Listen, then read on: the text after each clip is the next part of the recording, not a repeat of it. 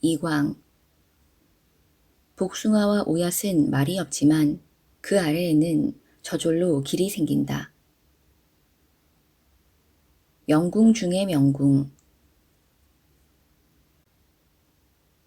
한나라의 명장군 이광의 선조는 진나라 장군이던 이신으로 연나라 태자 단을 추격하여 사로잡은 사람이었다. 그의 가문은 대대로 활쏘기를 전통으로 삼아온 집안이었다. 한나라 효문제 14년 흉노족이 대규모로 쳐들어왔을 때 이광이 참전하여 크게 활약하게 되었으므로 나라는 그에게 벼슬을 내려주었다. 그 뒤 그는 임금의 행차를 수행하면서 몸을 돌보지 않고 여러 차례 공을 세웠으며 맹수를 맨 주먹으로 쳐서 잡은 적도 있었다. 효문제는 이광의 능력을 높이 평가하면서 애석해했다. 참으로 안타깝도다. 그대가 고조시대에 태어나기만 했어도 크게 공을 세웠을 텐데. 그 후 이광은 상국군 태수가 되어 날마다 흉노족과 싸움을 벌였다. 이에 한 신하가 황제에게 울면서 간청했다. 이광의 무용은 천하무쌍이라 매일 오랑캐와 싸우고 있습니다. 그런 까닭에 폐하께서는 언젠가 그를 잃게 될 것 같습니다. 이에 황제는 즉시 이광을 상군태수로 옮기게 했는데 때마침 흉노족이 상군에 대규모 공격을 가해왔다. 황제는 중앙관리를 보내 이광을 감독하게 하였다.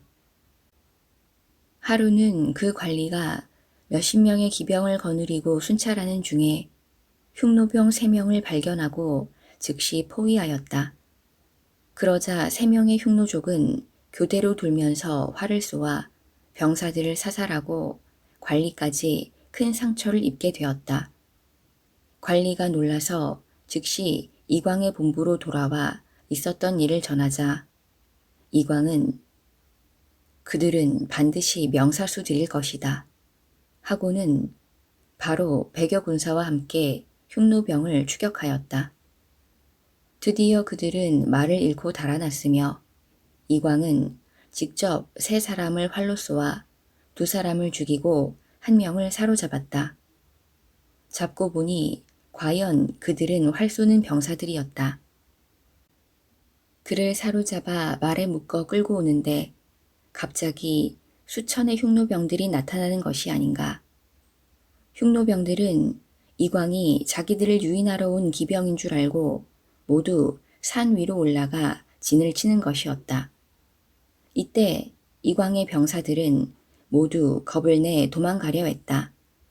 이때 이광이 명령했다. 우리는 본부에서 몇십리나 떨어져 있다. 지금 100명도 채 안 되는 병력으로 도망친다면 수천의 흉노병들에게 추격당해 순식간에 전멸하게 된다. 하지만 우리가 머물러 있으면 저들은 반드시 저들을 유인하는 것으로 알고 공격하지 못할 것이다. 그러니 앞으로 전진하라. 그리고 흉노의 진지 바로 앞에 멈추더니 다시 명령하였다.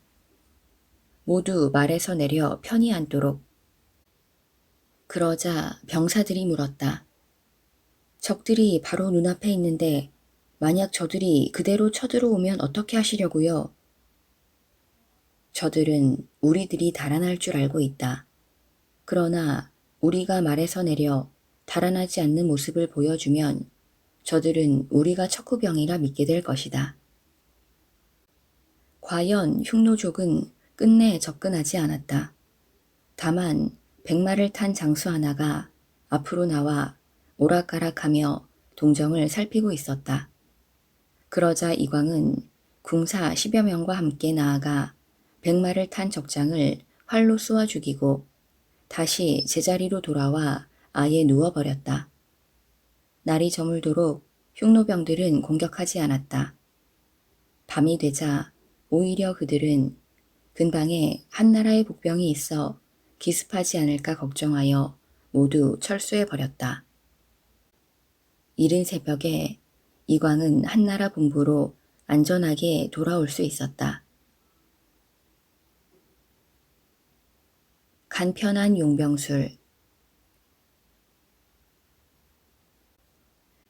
그 뒤 이광은 변방지방을 돌며 태수를 지냈는데 언제나 용감한 싸움으로 이름을 날렸다.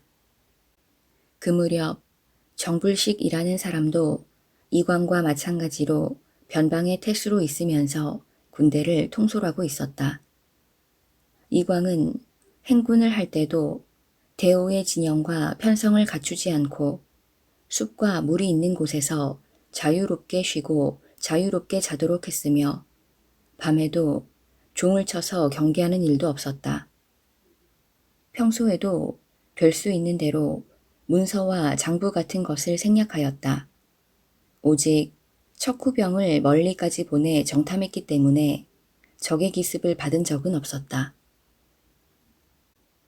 한편 정불식은 행군의 대오와 진영, 수경을 원칙대로 하고 밤에도 규칙적으로 종을 쳐 경계하였으며 장부 정리를 꼼꼼히 하여 병사들이 그 때문에 밤을 새우는 일도 많아 충분한 휴식을 취하기 어려웠다. 그렇지만 그도 역시 적의 기습을 받은 적이 없었다. 정불식이 말했다. 이광의 군대는 매우 간편하여 적이 갑자기 기습하면 막아낼 수 없으리라. 그런데도 병사들은 매일 편하게 지내니 기꺼이 장군을 위해 죽을 생각을 한다. 우리 군대는 복잡하지만 적에게 침범당한 적이 없다. 당시 이광과 정불식은 모두 한나라의 명장으로 이름이 높았다. 그러나 흉노는 이광의 지략을 겁냈으며 병사들은 이광의 군대로 들어가기를 좋아하고 정불식의 군대로 배치받는 것을 싫어했다. 그 뒤 이광은 장군이 되어 흉노족을 공격하였지만 흉노의 대군에게 오히려 패했으며 자신도 부상을 입고 생포되었다. 한편 흉노의 왕인 선우는 전부터 이광의 이름을 익히 알고 있었기 때문에 죽이지 말고 생포하도록 명령을 내려놓았다. 흉노 병사들은 이광을 사로잡아 두 필의 말 사이에 광주리를 달고 그 안에 부상당한 이광을 눕힌 채 10여리를 달렸다.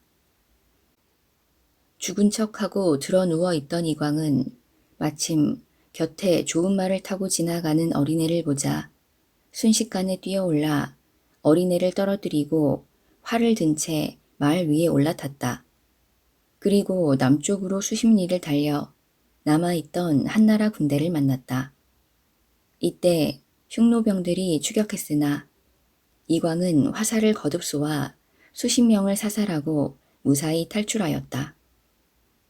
갖은 고초를 겪은 끝에 이광은 한나라로 돌아오게 되었는데 돌아오자마자 패전의 죄를 문초받았다. 결국 이광은 많은 부하를 잃고 적에게 생포된 죄로 사형을 선고받았으나 속죄금을 내고 풀려날 수 있었다. 그 후 그는 일개 서민으로 강등되어 수년 동안 시골에 살면서 농사짓고 사냥을 하면서 지냈다. 그러던 어느 날 밤 이광은 하인 한 명과 함께 야외에 나가 사람들과 어울려 밤늦게까지 술을 마셨다. 그런데 귀갓길에 술 취한 포졸이 이광을 붙잡고 놓아주지 않았다. 하인이 사정했다.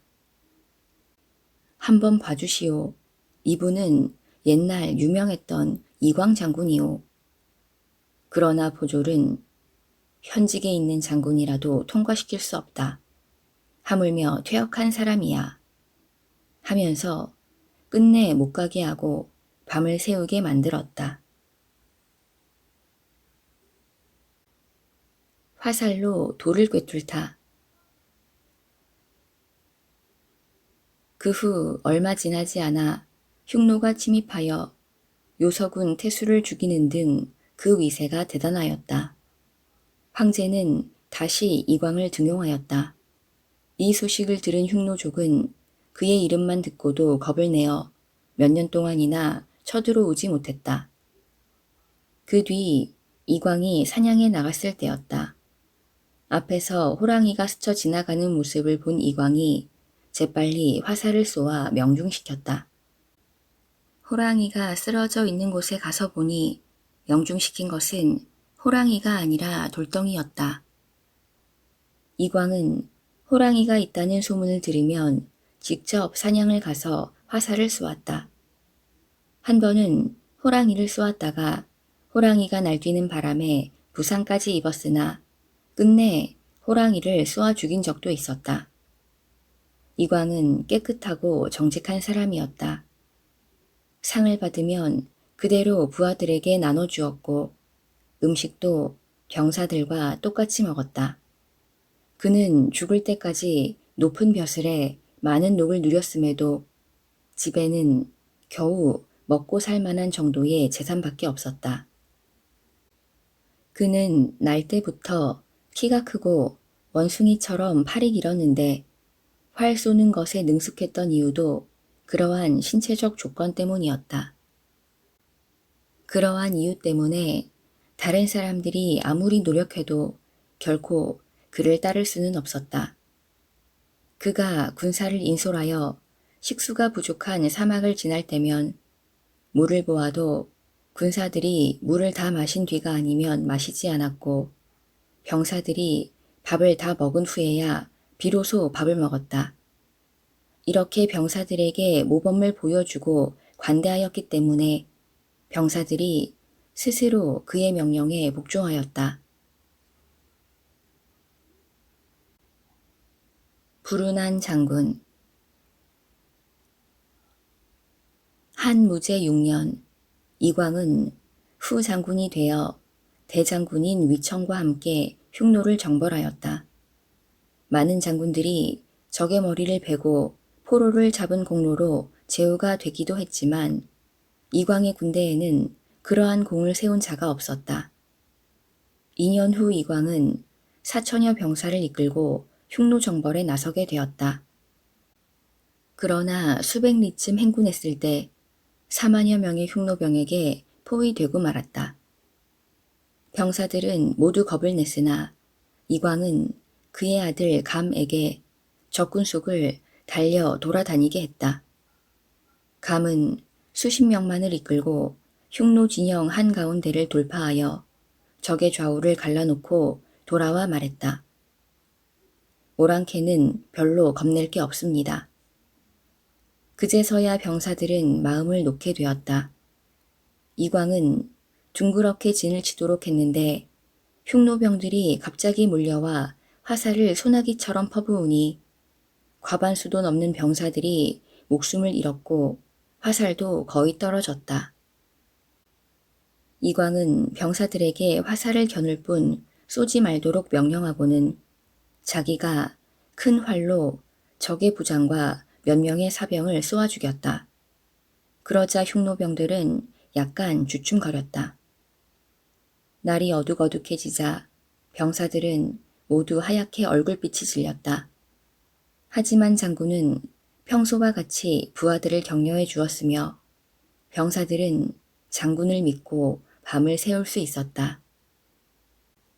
이튿날 다시 격전이 벌어졌는데 이때 구원병이 도착해 흉노병들은 급히 포위를 풀고 철수했다.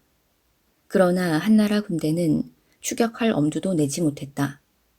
이 싸움에서 이광의 군대는 거의 전멸당했다.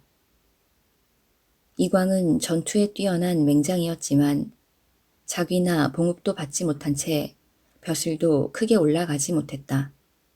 하다못해 이광의 휘하에 있던 병졸 중에서도 이미 봉우가 된 자도 있었다. 어느 날 이광은 한 용하다는 점쟁이를 찾아가 물었다. 한나라가 흉노 정벌을 시작할 때부터 나는 참가하지 않은 적이 없소. 휘하에 있던 병졸 중에서도 오랑캐를 쳤다는 공으로 봉우에 임명된 자가 수십인이나 되어 나 역시 남에게 별로 뒤떨어지지 않는데도 봉급을 얻을 만한 조그만 공도 없다는 것은 아무래도 이상하오. 나의 운명이 원래 그런 거요? 아니면 관상이 후작의 상이 아니라서 그런 거요? 혹시 장군께서는 후회되시는 일이 없으십니까? 일찍이 농서군 태수로 있을 때 오랑캐 800명이 항복한 적이 있었는데 그들을 속이고 단 하루 만에 모두 죽여버렸소. 오늘에 이르기까지 그 일은 대단히 후회하고 있소. 그러자 점쟁이가 탄식했다. 화를 받기로 항복한 자를 죽이는 것보다 더 심한 일이 없습니다. 그것이야말로 장군이 제후가 되지 못하는 이유라 하겠습니다.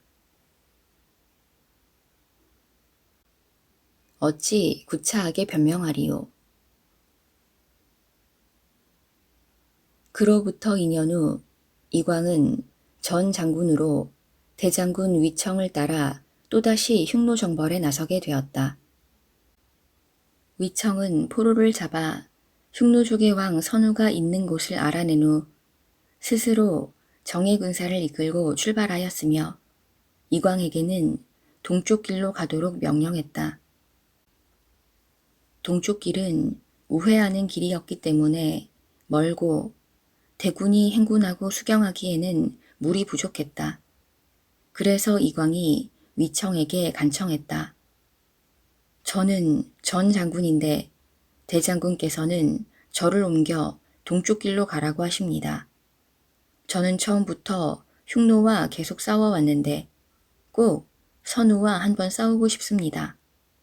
아무쪼록 선두에 서게 하시어 제일 먼저 목숨을 던져 선우를 잡도록 해 주십시오. 하지만 대장군은 허락하지 않았다. 떠나기 전 그는 황제로부터 신신당부하는 말을 들었던 것이다. 이광 장군은 노령인데다 불운한 장군이오. 절대 선우와 맞붙게 해서는 안 돼요. 싸운다 해도 목적을 달성하기 힘들 거요. 한편 대장군은 당시 봉우의 지위를 잃고 중장군으로 있던 공손호와 절친한 친구였기 때문에 이번 기회에 그에게 공을 세워주고 싶었다. 대장군은 전령을 이광에게 보내 다시 명령을 내렸다. 즉시 지시한 바와 같이 출정하라. 심기가 불편해진 이광은 대장군에게 인사도 하지 않고 출발했다. 그런데 동쪽 길을 알고 있는 자가 없었기 때문에 길을 잘못 들어서 합류하기로 약속한 곳에 뒤늦게 도착했다. 이때 대장군이 이끄는 주력 부대는 선우와 접전하여 커다란 승리를 거뒀지만 선우를 사로잡는데 실패한 채 철수하고 있었다. 그들은 돌아오는 길에야 겨우 이광의 군대와 만나게 되었다. 그러자 대장군은 왜 늦게 되었는지 이광에게 힐책하였는데 이광은 좀처럼 대답하지 않았다. 이에 장군은 막사로 가서 문서로 대답하시오 하면서 이광을 책망하였다. 묵묵히 듣고 있던 이광 장군이 입을 열었다. 부하들에게는 죄가 없으며 오직 내 탓으로 길을 잘못 든 것입니다. 전후 사정은 문서로 답하겠습니다. 대장군 위청은 황제에게 글을 올려 이광 장군이 도중에 길을 잃었으며 그로 인해 선우를 잡지 못했다고 고했다. 그러자 황제는 취조관을 보내 이광 장군을 신문케 하였다. 취조관이 도착하여 이광 장군을 신문하려 하자 이광 장군은 부하들을 불러 모으더니 하늘을 우러러 크게 탄식하였다. 내가 이제까지 흉노와 70여 차례나 싸웠다. 이제 다행히도 대장군을 따라 선우의 군대와 맞붙는다고 생각했는데 대장군이 나의 부서를 옮기는 바람에 길을 돌게 되었고 더욱이 길을 잘못 들기까지 했다. 이 모두가 천명이 아니겠는가. 내 나이 벌써 60이 넘었는데 새삼 지금 와서 일개 도필리에게 취조를 받을 수는 없다. 말을 마친 그는 바로 칼을 빼어 목을 찔러 자결하였다. 이 소식에 이광의 병사들 모두는 소리 높여 통곡했으며 그 지방 사람들도 그를 아는 사람이든 모르는 사람이든 노소를 가리지 않고 눈물을 흘렸다. 사마천은 말했다. 옛말에 그 몸이 올바르면 명령을 내리지 않아도 행해지고 바르지 못하면 명령을 내려도 따르지 않는다고 했는데 진실로 이광 장군 같은 사람을 두고 한 말이다. 나는 이 장군을 직접 볼 기회가 있었는데 소박하여 시골 사람과 같았으며 별로 입을 열지 않았다. 그가 죽던 날 그를 모르는 사람조차 모두 애도하였다. 과연 복숭아와 오얏은 말이 없지만 그 아래로는 저절로 길이 난다는 말은 거짓이 아니다.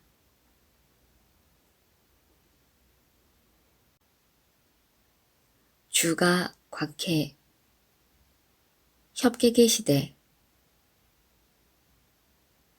한비자는 이렇게 말한다. 유학자는 학문으로 세상을 어지럽히고 유협객은 무력으로 법을 어지럽힌다. 그에게는 유학자와 협객들이 모두 비판의 대상이 되었던 것이다.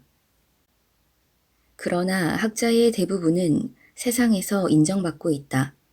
즉, 전문적인 학식에 의해 재상이나 대신의 지위를 얻은 많은 학자들이 나라의 정사에 기록되어 있다.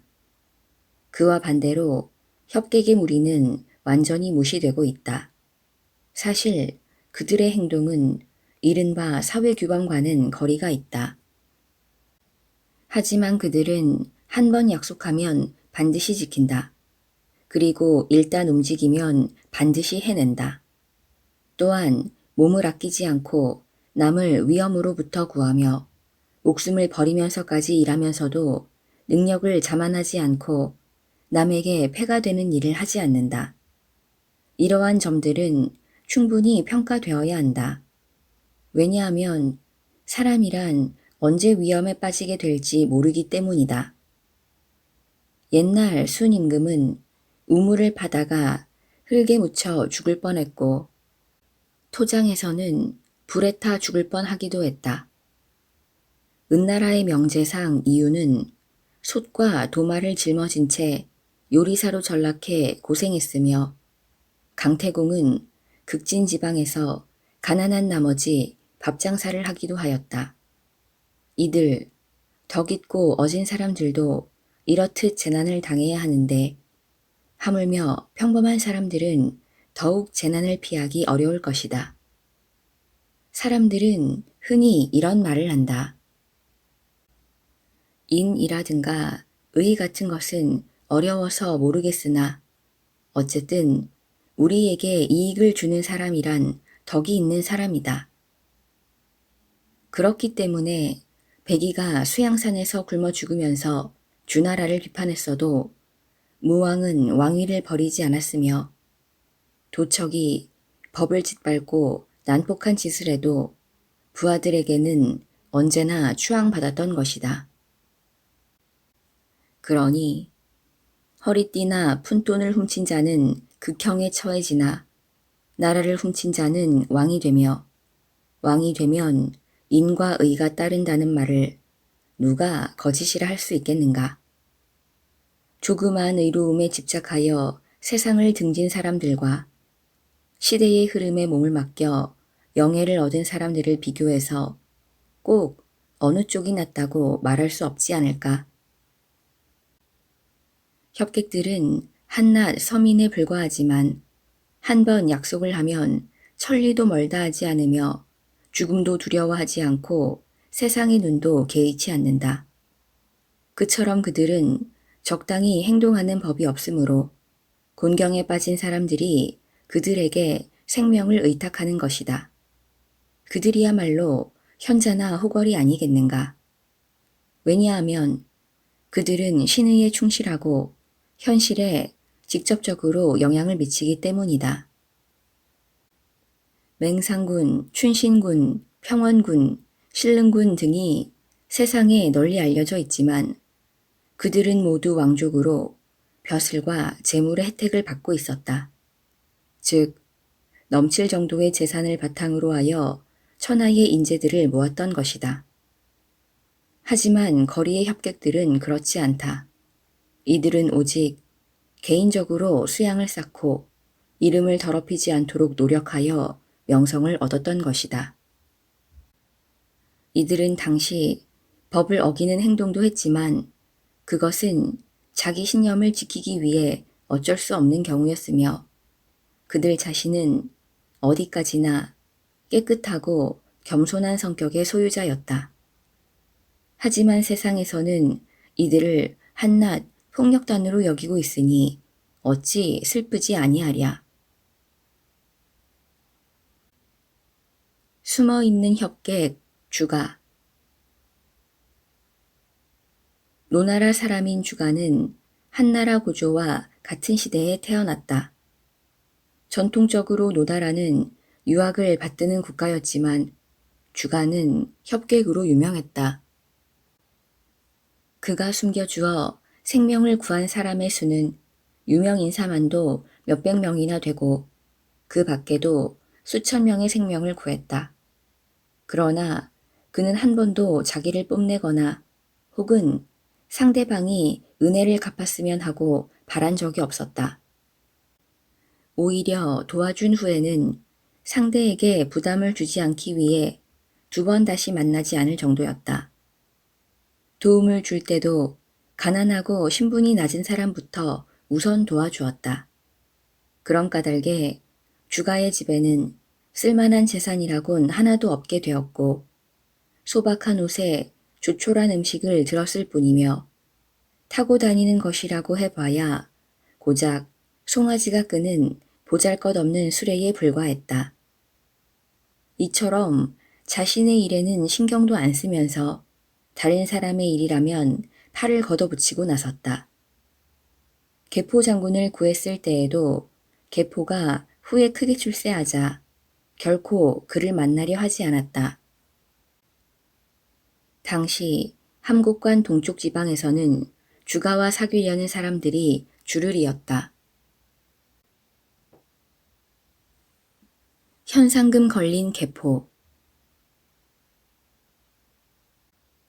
계포는 초나라 사람으로 의리 있고 사나이다운 기계로 널리 알려져 있었다.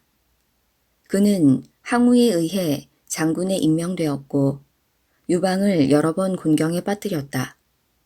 그런 까닭에 항우를 물리친 후 유방은 계포의 목에 천금의 상금을 걸고 그를 잡는데 온 힘을 기울였다.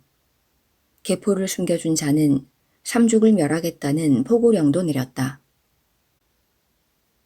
그 무렵 계포는 복양에 사는 주씨 집에 몸을 숨기고 있었는데 어느 날 주씨가 계포에게 말했다. 우리 집에도 곧 추격의 손길이 뻗쳐올 듯합니다. 제게 한 가지 방법이 있기는 한데 들어주시겠습니까? 만일 싫으시다면 제가 먼저 목숨을 끊는 길밖에 없습니다. 계포가 그의 말에 따르겠다고 하였다. 주씨는 계포의 머리를 자르고 허름한 옷을 입혀 노예로 변장시킨 다음 포장마차에 태웠다.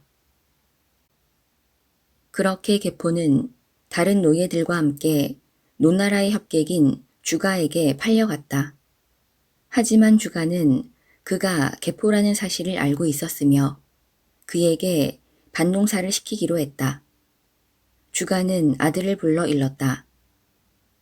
이 노예에게 밭일을 시키되 모든 일을 항상 그와 상의하여 실시하도록 해라. 식사도 같이 하며 결코 소홀히 하지 말도록.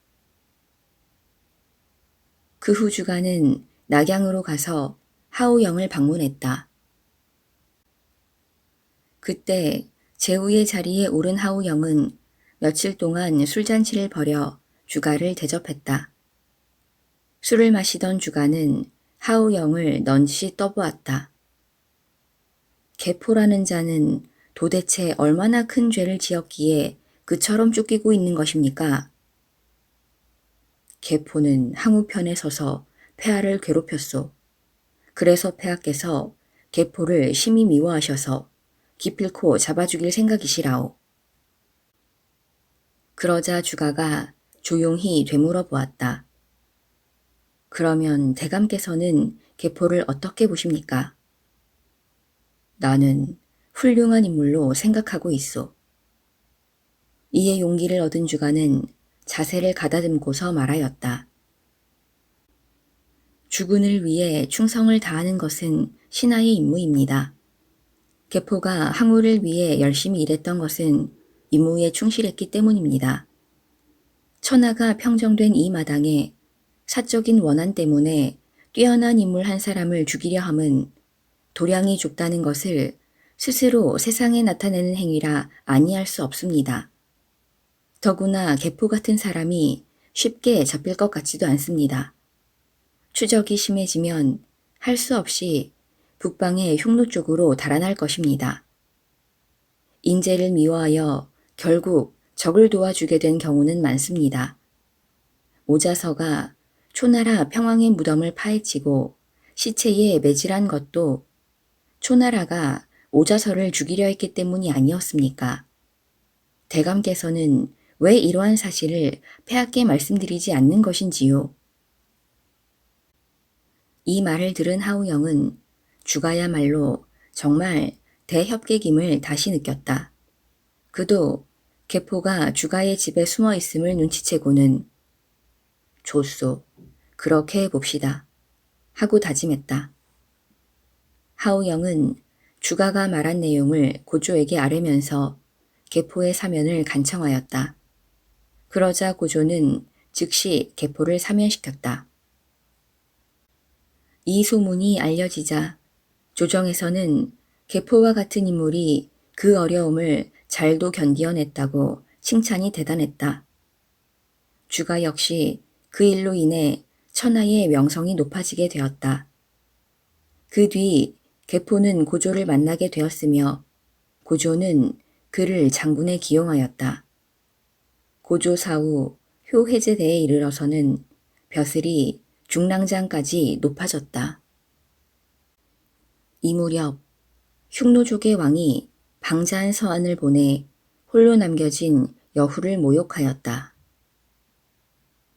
이 외로운 몸은 거친 땅에서 태어나 말이나 소와 섞여 자랐기 때문에 언제나 중원에서 논일기를 원해왔소. 이제 당신께서 홀로 계시다니 내외간의 정도 없이 무슨 맛에 살겠소이까? 있는 것으로 없는 것을 바꿀 생각은 없겠소? 노골적으로 자기 마누라로 오라는 희롱이었다. 여우는 크게 분노하였다. 여후는 장군들을 불러 모아 이 일을 의논하였다. 이에 상장군 번쾌가 먼저 말했다. 저에게 10만의 군사를 주셔서 흉노왕의 되거를 산산조각 내게 해 주십시오. 장군들은 번쾌가 여후의 사위였고 막강한 권력을 휘두르고 있었으므로 모두 그 의견에 찬성하였다.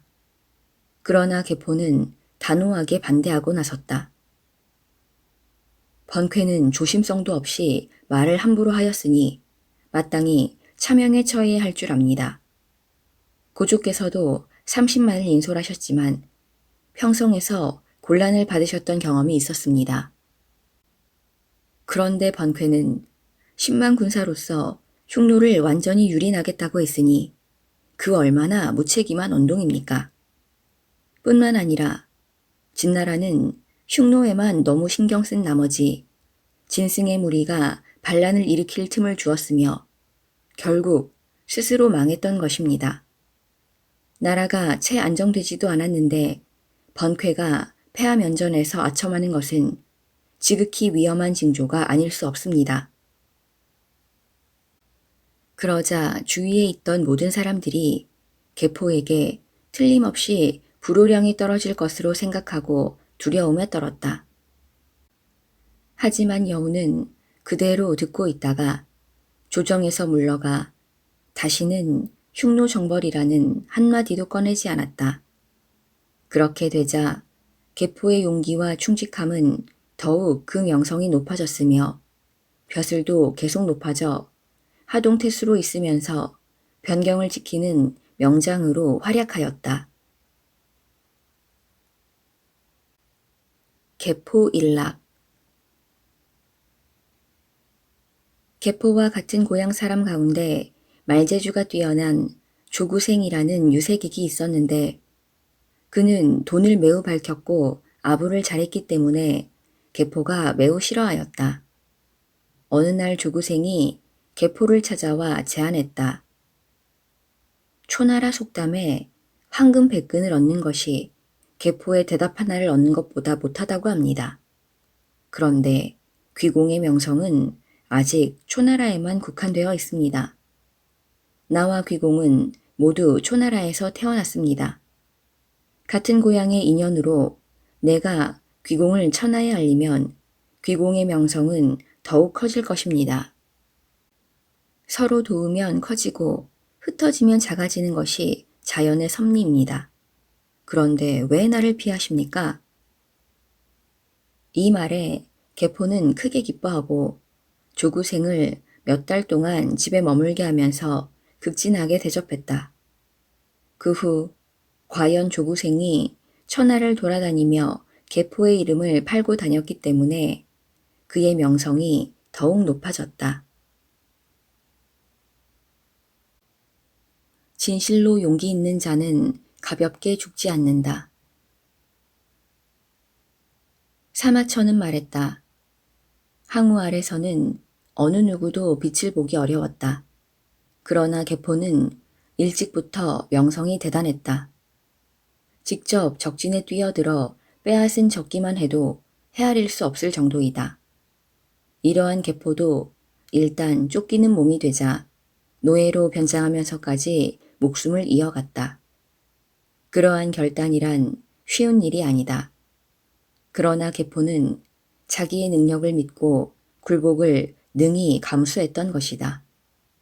또한 자기 재능을 발휘하지 못한 채 죽는 것을 참을 수 없었다.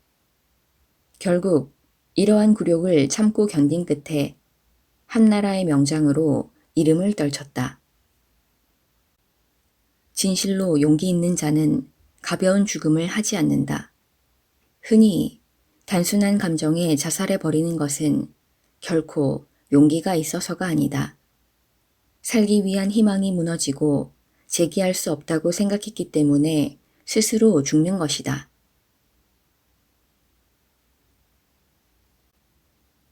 사람의 얼굴은 시들지만 명예로운 이름은 영원하다. 곽해.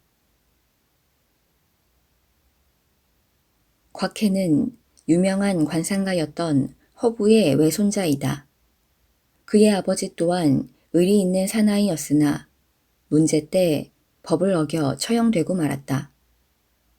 곽해는 몸집은 작았지만 날래고 영리한 사나이였으며 술은 한 모금도 하지 않았다.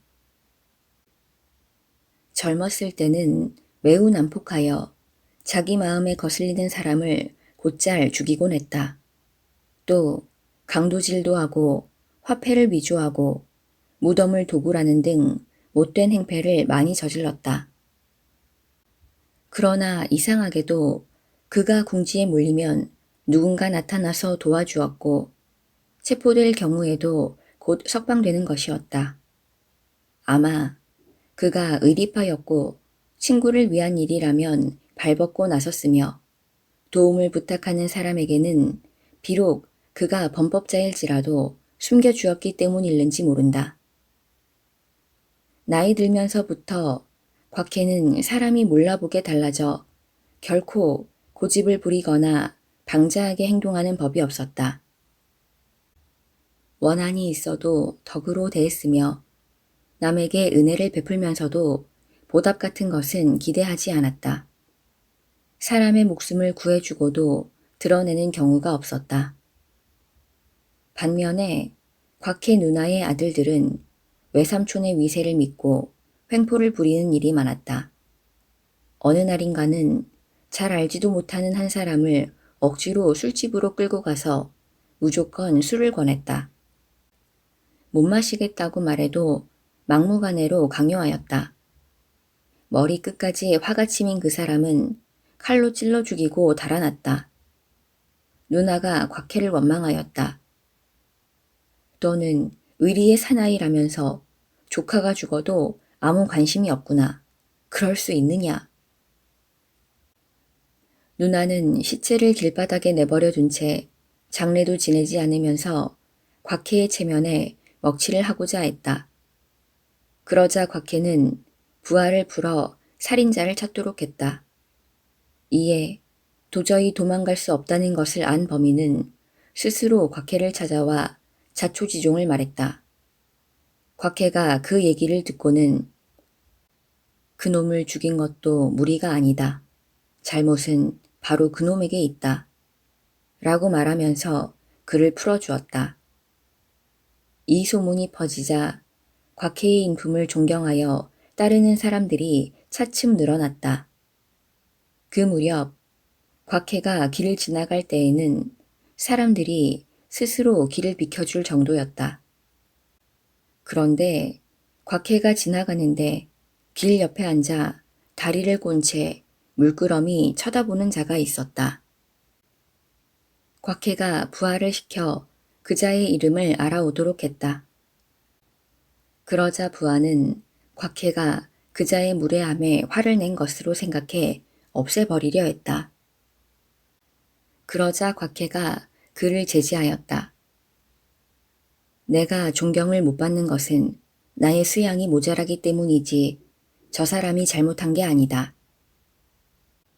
그는 마을 관리를 찾아가 부탁했다. 그 사람은 내가 매우 아끼는 사람이요. 군사 징발 명단에서 빼줄 수 있겠소? 결국 그 사람은 군대 징발 대상에서 빠졌다. 그 사람은 이상하게 생각하여 관리를 찾아가 그 이유를 묻고는 비로소 곽해의 부탁으로 그렇게 되었다는 사실을 알게 되었다. 그는 즉시 곽해를 찾아가서 옷옷을 벗고 전날의 잘못을 사과했다. 이 이야기가 퍼지자 젊은이들이 곽해를 더욱 따르게 되었다. 그 시절 낙양에는 서로 원수처럼 으르렁대는 두 사람이 있었다. 마을 유지 10명이 그들을 화해시키려 차례로 나섰지만 효과가 없었다. 그래서 곽해에게 화해를 주선해 달라는 간청이 들어왔다. 곽해는 밤에 몰래 두 사람의 집을 찾아가 설득한 끝에 마침내 화해시켰다. 그들에게 곽해는 이렇게 말하였다. 이번 문제로 낙양의 유지들이 나섰지만 실패했다고 들었소. 지금 다행히 화해가 이루어졌지만 내가 이 지방 사람들을 제쳐두고 중재에 성공했다는 것은 이치에 맞지 않는 일이요. 그러니 당신들은 내가 돌아간 뒤 이 지방 유지 중 한 분을 내세워 그의 설득을 들어준 것으로 하오. 협객 사라지다.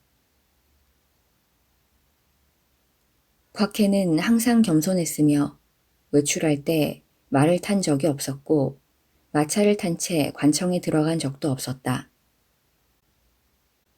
남의 부탁으로 관청에 진정할 때는 정당한 일이라면 반드시 관철시켰고 무리한 부탁은 청탁한 사람을 잘 설득해 스스로 마음을 돌리게 하였다. 그렇기 때문에 많은 뜻있는 사람들이 곽해를 존경하며 따랐다. 매일 밤만 되면 마을의 젊은이와 인근 마을의 유지들이 곽해의 집에 찾아왔다. 그들은 곽해가 숨겨주고 있는 사람을 데려다 자기 집에서 돌보겠다고 청하곤 했다.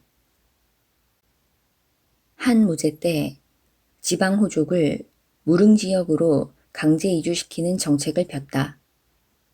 곽해는 재산이라고 할 만한 것이 거의 없었으므로 300만 전 이상 부자에 포함되지 않았다. 그러나 지방관리로서는 곽해가 귀찮은 존재였기 때문에 어떻게 해서든 이주시키려고 온갖 수단을 동원했다. 어느 날 위청 장군이 곽해의 이주 문제에 대해 무제에게 말했다. 곽해는 가난함으로 이주 대상에 포함되지 않습니다. 그러자 무제가 대답했다. 일개 서민 주제에 장군까지 움직여 변호하게 하다니 가난할 턱이 없다.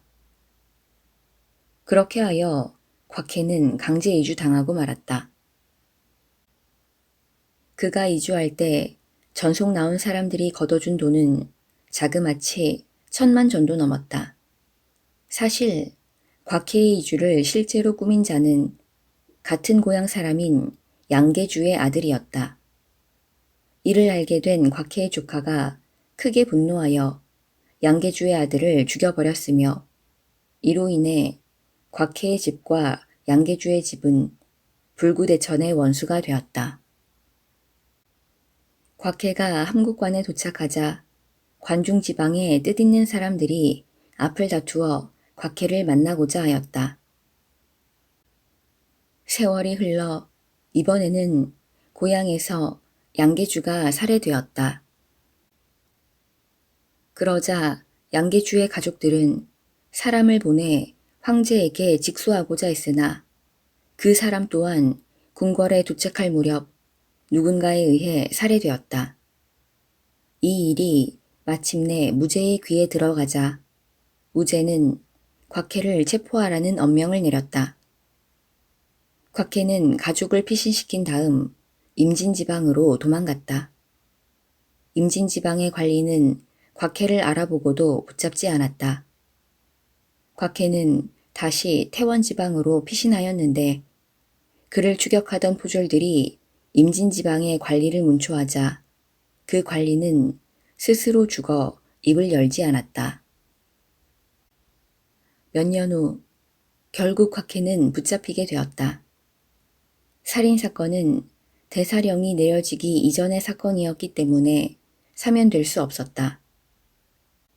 곽해를 문초하는 신문관 옆에는 한 유학자가 앉아 있었는데 그는 곽해를 비난했다.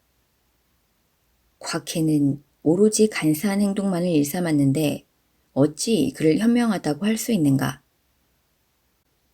이 말을 전해 들은 곽해의 식객 중 한 명이 그 학자를 죽이고 어디론가 피신해 버렸다.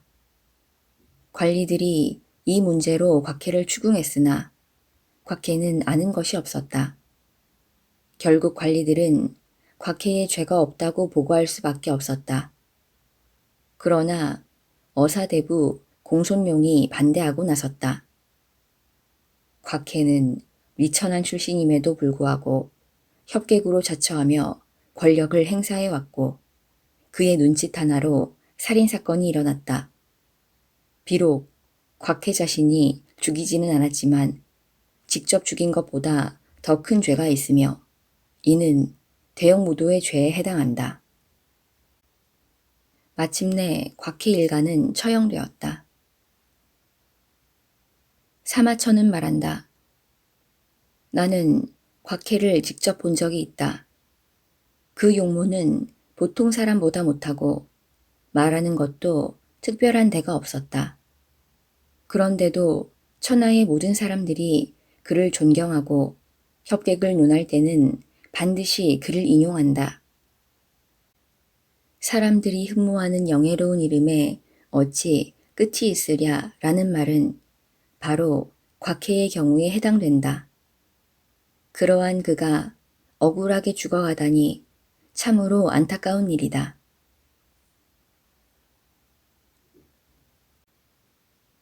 골계열전 언중유골 여인의 치마끈이 풀어질 때 순우곤 순우곤은 제나라 사람으로 키는 작았으나 말을 매우 잘해 자주 외국에 사신으로 갔어도 한 번도 굴욕을 당한 적이 없었다. 당시 제나라 위왕은 수수께끼를 좋아하고 음탕한 음악에 탐닉하였으며 밤을 낮삼아 술을 마시는 등 정치는 아예 대신들에게 내맡긴 채 활락에 빠져 있었다. 그리하여 나라의 기강이 무너지고 각국의 침입이 날로 심해져서 나라의 존망이 위태로운 지경에 이르렀지만 어떤 신하도 감히 왕에게 직언하지 못했다. 이때 순우군이 수수께끼에 빗대 왕에게 물었다. 나라 안에 큰 새가 있는데 대궐들에 앉아 3년 동안 날지도 않고 울지도 않습니다.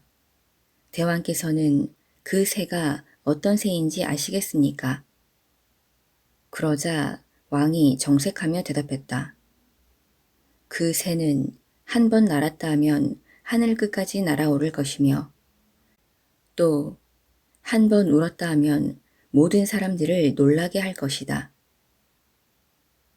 위왕은 즉시 조정백관을 소집하여 그중 한 명에게 상을 주고 한 명은 처형시켰으며 군사를 일으켜 출정하니 주위의 나라들이 두려워하여 제 나라로부터 빼앗은 땅을 모두 되돌려 주었다. 그러자 제 나라의 위세는 하늘을 찌르게 되었다.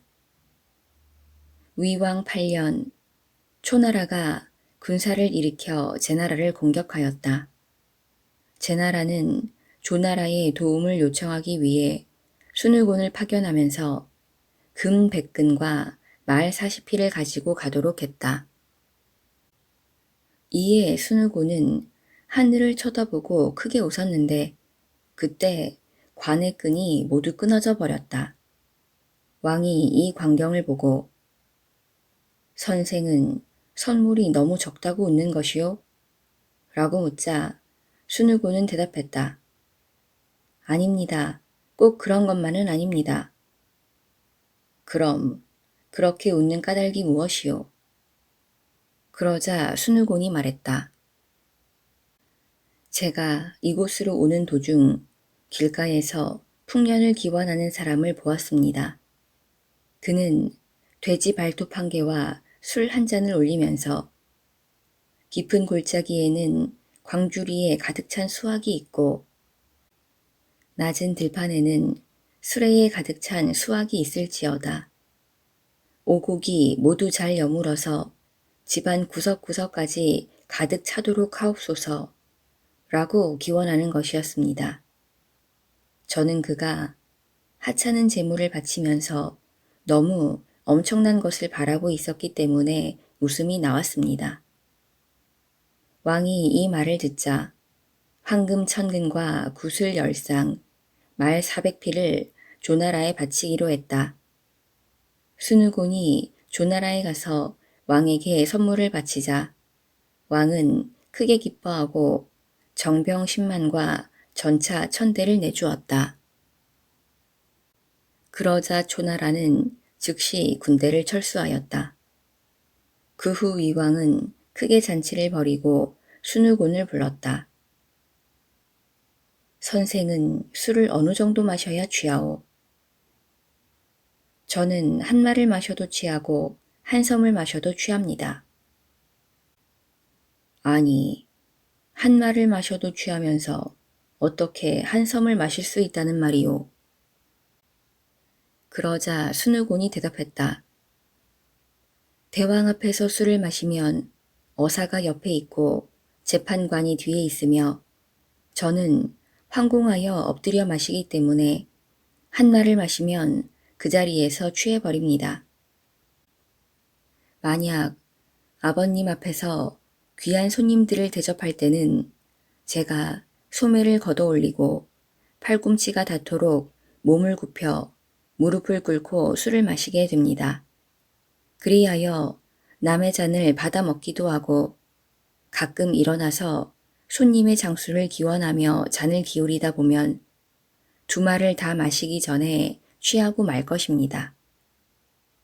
또 오랫동안 못 만났던 친구를 뜻밖의 만나서 즐겁게 지난 추억을 이야기하거나 허물없이 사사로운 일을 말하면서 술을 마신다면 대여섯 말을 마셔야 겨우 취할 것입니다. 남녀가 한자리에 앉아 술잔을 돌리며 서로 손을 잡아도 뭐라 하는 사람이 없고 서로 추파를 던져도 말릴 사람이 없으며 앞에는 귀걸이가 떨어져 있고 뒤에는 비녀가 빠져 있는 형편이 되면 저는 은근히 즐거워 8말을 마셔도 취하지 않을 것입니다. 날이 저물어 술자리가 끝날 무렵 술통은 한쪽으로 밀려나고 남녀가 한 자리에서 무릎을 맞대고 신발이 뒤섞이며 잔과 그릇이 흩어져 있는 가운데 대청 위의 촛불은 꺼지고 아름다운 주인 여자는 저를 붙들고자 다른 손님들을 보내고 나서 은은히 향기를 풍기며 속옷에 옷깃을 풀면 저는 마음이 너무도 즐거워져서 한섬 술도 많다 않고 마시게 됩니다. 그러나 그런 쾌락은 한순간일 뿐 지나치게 되면 어지럽게 되고 즐거움이 지나치면 슬퍼진다고 했습니다. 인간 만사가 모두 그런 것입니다.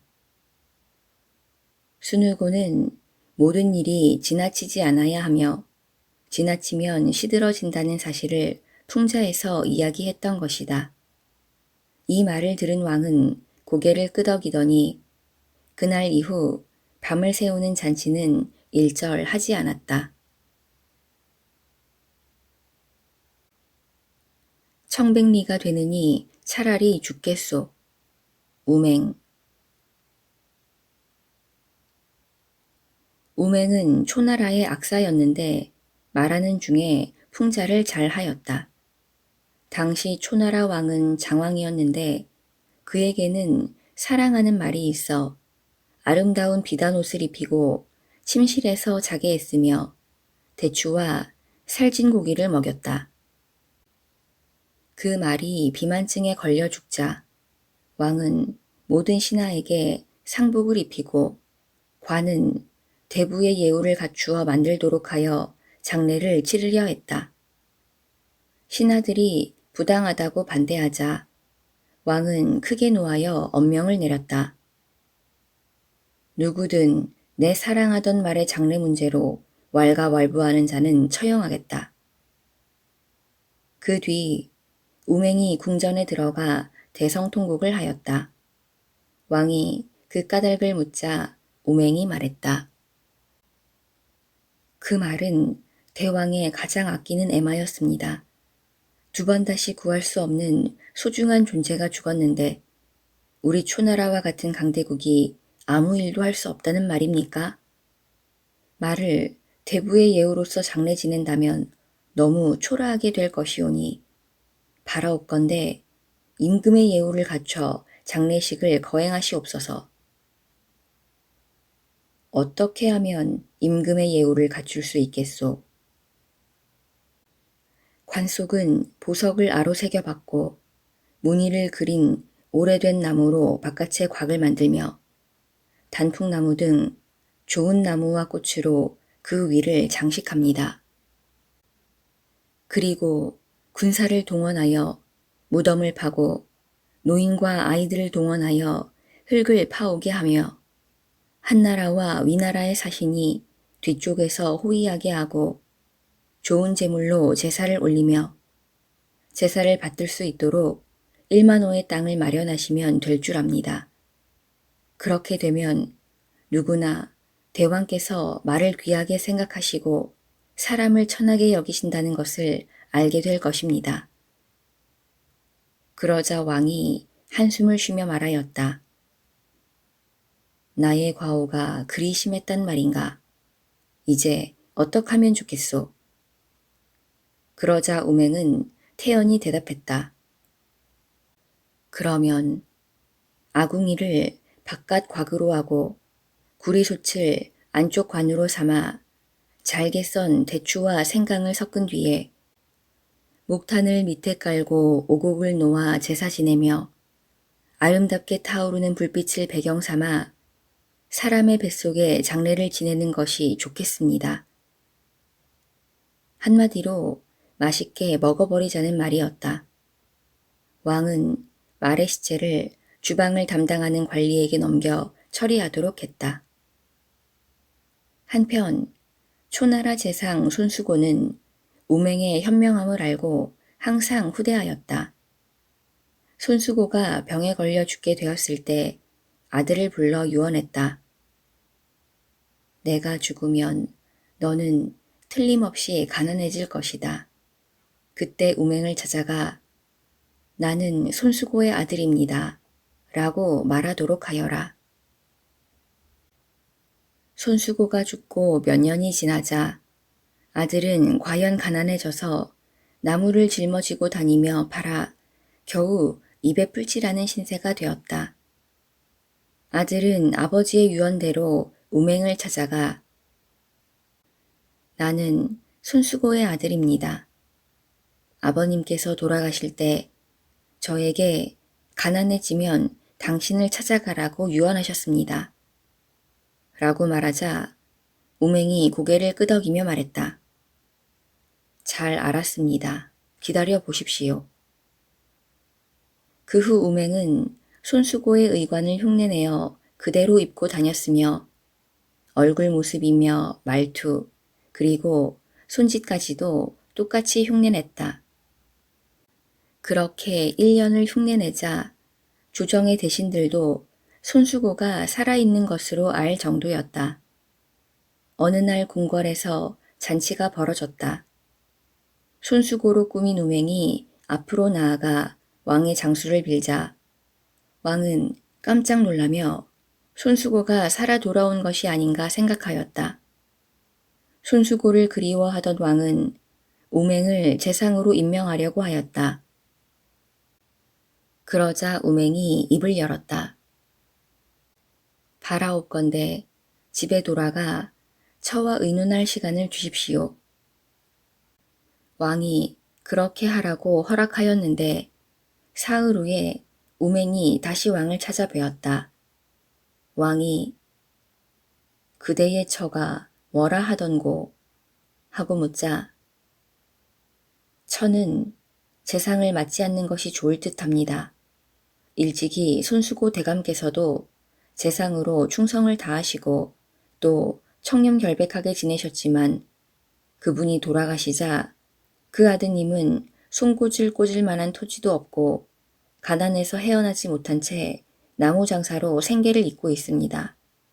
그러니 만약 손수고 대감처럼 되어야 한다면 차라리 죽는 편이 나을 것입니다. 라고 말했습니다. 그러더니 우맹은 노래를 읊조렸다. 산속에 살면서 밭을 갈아 고생을 참고 열심히 일을 해도 밥조차 제대로 먹을 수가 없도다.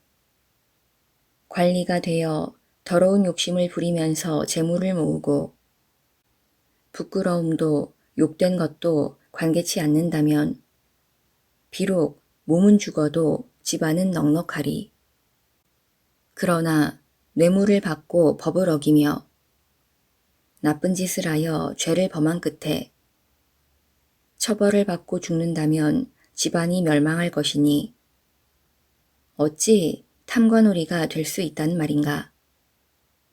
그렇다면 청백리가 되어볼 거나 청백리는 법을 잘 지키고 죽을 때까지 나쁜 일을 할 수 없네. 초나라 재상 손수고는 죽을 때까지 몸을 깨끗이 한 청백리였건만 지금 그 자손들은 나무 장사로 끼니를 때우고 있으니 내 어찌 그러한 재상 따위를 지낸다는 말인가. 이에 왕은 손수고의 아들을 불러들여 400호의 땅을 주었는데 이후 10대 동안 가문이 번성하게 되었다. 사슴이 적병을 물리칠 것이니 우전. 우전은 진시황 시절 난쟁이 배우였는데 우스운 말을 잘했다. 하루는 진시황이 궁궐에서 잔치를 열었는데 도중에 비가 내려 뜰 아래에서 호위하던 사병들이 모두 추위에 떨었다. 우전이 딱하게 여겨 쉬고 싶지 않느냐 하고 묻자 그들은 일제히 대답했다. 쉴 수 있게만 해주시면 정말 고맙겠습니다. 그러자 우전이 말했다. 내가 너희들을 부를 때 예 하고 대답을 하라. 조금 후 술잔치가 본격적으로 흥이 올라 황제의 만수무강을 기원하는 만세 소리가 울려 퍼졌다. 이때 우전이 난간에 나가더니 사병 하고 큰 소리로 불렀다. 그러자 사병들은 일제히 예 하고 대답했다. 그러자 우전이 큰 소리로 말했다. 너희들은 키만 컸지 별 볼 일 없구나. 비가 쏟아지는데도 거기 서 있다니. 나를 봐라. 키는 작지만 이렇게 쉬고 있지 않느냐. 그 말을 듣자 진시황은 사병들을 두 패로 나누어 반씩 교대로 쉴 수 있도록 하였다. 어느 날인가 진시황이 동물원을 확장하여 동쪽의 함국관에서 서쪽의 옹지방까지 넓히는 것이 어떻겠느냐고 신하들에게 물었다. 그러자 우전이 아뢰었다. 매우 좋으신 생각이십니다. 그 안에 수많은 동물들을 기르다가 적이 동쪽에서 침입해 오면 사슴과 노루를 시켜 적을 걷어차도록 하는 것입니다.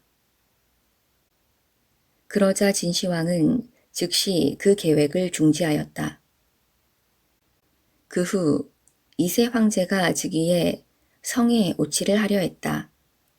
우전이 황제에게 아뢰었다. 좋습니다. 그렇지 않아도 제가 말씀드리려 했습니다. 성에 오치를 하게 되면 백성들이야 그 비용을 걱정하겠지만 한편으로는 훌륭한 구경거리가 될 것입니다. 또 오치를 한 성은 대단히 번쩍거려서 적들이 오를 수도 없을 것입니다.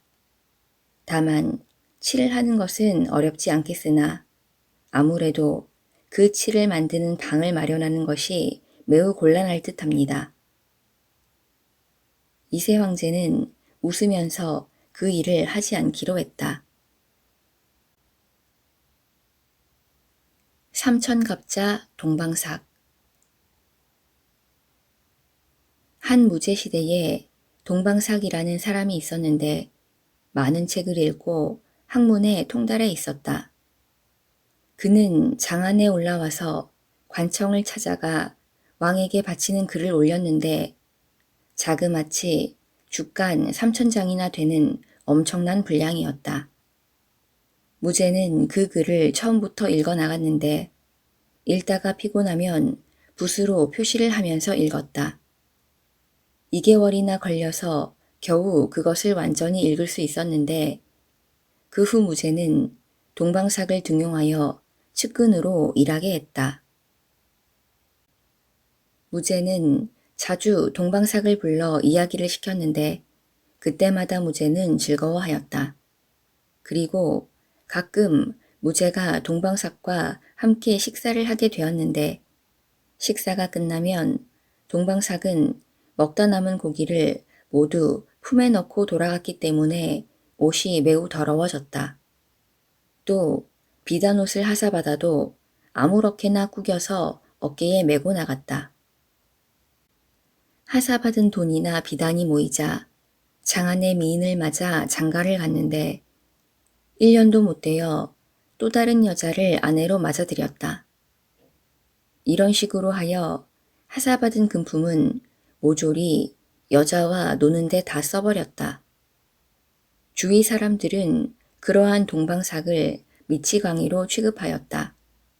그러나 무제는 언제나 동방삭을 지켜 세웠다. 동방삭에게 일을 시키면 무엇이건 훌륭히 해낸다. 그대들은 도저히 따를 수 없다. 어느 날 동방삭이 궁궐 안을 거닐고 있는데 시종 하나가 동방삭에게 말을 건넸다. 사람들은 당신을 미치광이로 생각하고 있는데. 그러자 동방삭이 웃으며 대답했다. 나는 지금 세상을 피해 궁정에 있는 것이라오. 옛사람들은 세상을 피해 깊은 산속에 숨었지만 말이요. 이따금 주연이 베풀어지면 동방삭은 양손을 땅에 대고 노래를 불렀다. 속세이의 몸을 담그고 금마문 안에 몸을 숨기도다.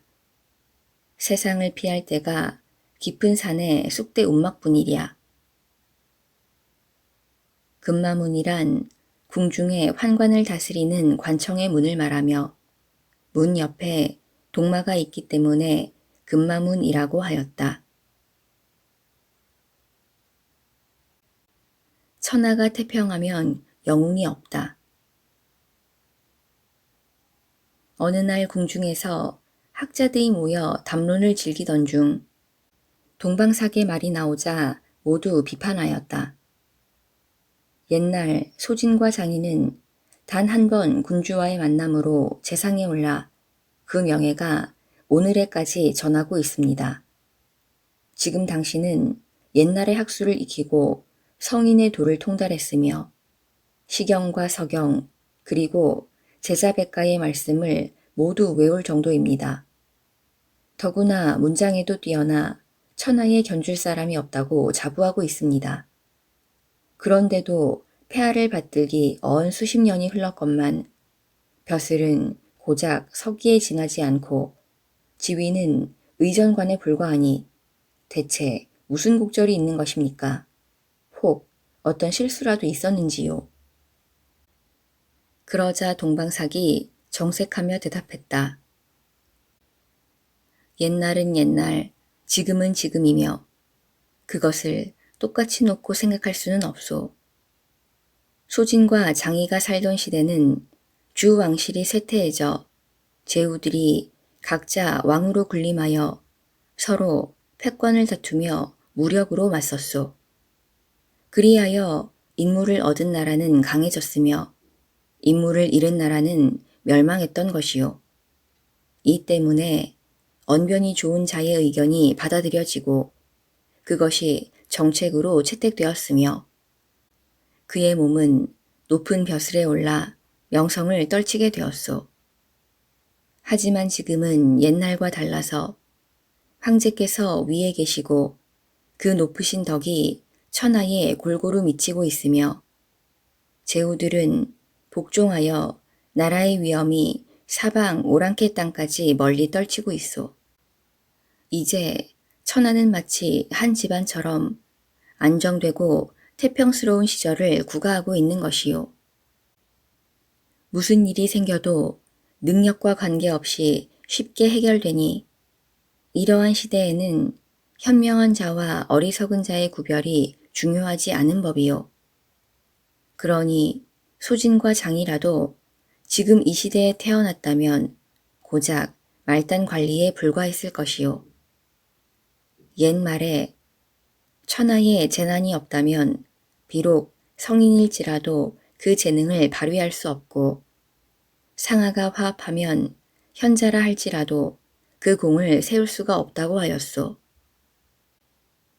시대가 변하면 만사가 달라진다는 뜻이요. 물론 그렇다고 해서 수양을 게을리 하라는 것은 아니요. 시경은 이렇게 말하고 있소. 궁중에서 종을 치면 그 소리가 밖에까지 들리고 학이 물가에서 울면 그 소리가 하늘까지 들린다. 수양에 힘쓰면 언젠가 기회가 오는 것이라오. 강태공은 수양에 힘쓰다가 72세가 되어서야 문왕을 만나 자기 뜻을 펼 수 있었으며 제나라 제후로 임명되어 그 자손이 700년에 걸쳐 번영을 이루었소.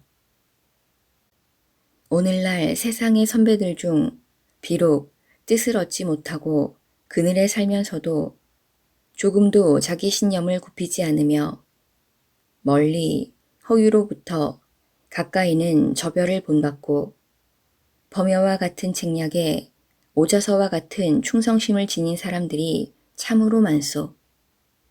하지만 그들은 별로 드러나지 않은 채 옳은 이치를 좇아 살아가는 것이라오. 바로 천하가 태평하기 때문이오. 동방삭의 말에 어느 누구도 반박할 수 없었다. 새도 죽음을 앞두고는 울음소리가 슬프다. 어느 날 궁궐 후문에 노루 비슷한 기괴한 동물이 나타났다. 무제가 그 소문을 듣고 구경을 나갔는데 좌우 신하들에게 그 동물이 무엇인가에 대해 물었으나 아무도 대답하지 못했다. 그러자 무제는 동방삭을 불렀다. 동방삭이 그 동물을 보더니 저는 알고 있습니다만 가르쳐 드리기 전에 저에게 제일 좋은 술과 음식을 주십시오. 라고 청하자 무제는 그렇게 하겠다고 대답했다. 동방삭은 그것을 모두 먹고 난 다음 또 다른 요청을 했다. 그런데 근교에 공전과 양어장, 갈대늪이 있습니다만 신에게 그곳을 하사해 주시지 않겠습니까? 그러면 이 동물의 이름을 가르쳐 드리겠습니다. 이번에도 모제는 허락했다. 그러자 동방삭이 비로소 대답하였다. 이 동물은 추아라는 짐승으로서 이것이 나타나면 멀리 있는 나라가 우리에게 와 스스로 복속하는 것을 의미합니다. 이 동물의 이는 앞에서부터 뒤까지 한 줄로 나 있으며 어금니가 없습니다. 그래서 추아라고 부르는 것입니다. 그로부터 1년 후 과연 흉노의 혼야왕이 10만의 부하를 이끌고 한나라에 항복하였다. 동방삭에게는 수많은 금과 재물이 하사되었다. 동방삭이 노년이 되어 죽음이 가까워지자 무제에게 부탁했다. 시경에 이런 말이 있습니다. 윙윙거리며 울타리에 날아앉은 청파리처럼 중상모략하는 자가 많다. 군자여, 그것들에 귀 기울이지 말라. 그것은 끝도 없으며 천하를 어지럽히니. 바라옵건대 폐하께서는 간신배들을 멀리하시고 중상모략을 물리치십시오. 황제는 그 말을 듣고 참 이상도하구나. 동방삭이 착한 말을 하다니 하며 의아해했다. 그 후 동방삭은 병으로 죽었다. 그러자 왕은 혼자 소리로 한탄하듯이 말했다. 새가 죽을 때에는 그 울음소리가 구슬프고 사람이 죽을 때는 그 말이 착하다는 말은 바로 동방삭을 두고 한 것인가. 살아생전에 동방삭은 아들에게 다음과 같이 훈계하였다. 남에게 미움받지 않는 게 으뜸이다. 백이숙제가 수양산에서 굶어 죽은 것은 잘못이다. 노자가 도서관 관리라는 천한 직업을 달게 여기고 몸을 바친 것은 훌륭한 처세이다.